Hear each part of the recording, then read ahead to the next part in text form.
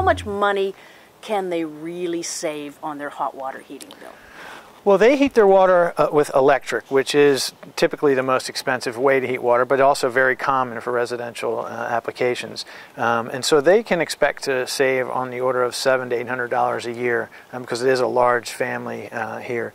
You know, a smaller family, say a family of 4, it's probably going to be more on the order of $500 a year, $400 or $500 a year. What does a typical system cost to install? To install, the installation costs are anywhere from $8,000 to $10,000, and there's significant incentives to offset that. Right. I want to ask about that Sure. to begin, because the incentives are really huge. Your company says that this is the best time ever, really, for solar thermal and solar installations. Is it because of the incentives?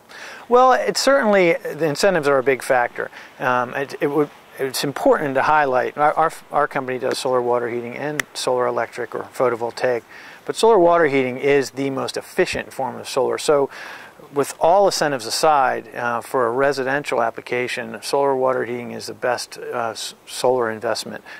Solar electric is a good investment, but should be secondary. I have both on my home, but we started with water heating. Why is solar water heating such a good investment, the best one? Well, because the technology is such that the conversion efficiency is much higher. Lost me there. Sure. Conversion efficiency.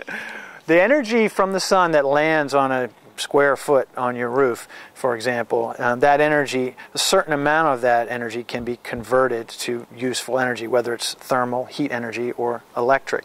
Solar electric is on the order of 15% efficient for residential systems that are being installed. You know, it varies, but on average it's about 15%.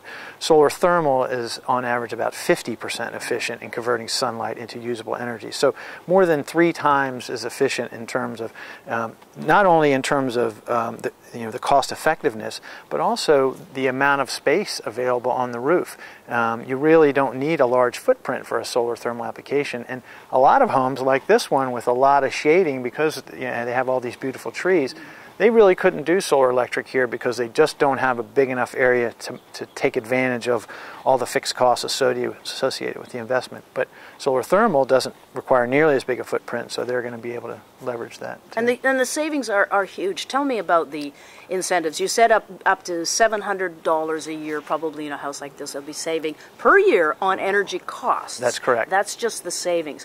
What about savings in terms of installation? Let's say this one cost $8,000. What are the incentives? Well, there's a federal tax credit of 30%, and that's in place until 2016. Any cap? No cap on that. Yeah, there used to be, but that was removed. So there's no cap on that federal tax credit, and it's a credit, not a deduction. So it's money off your tax bill.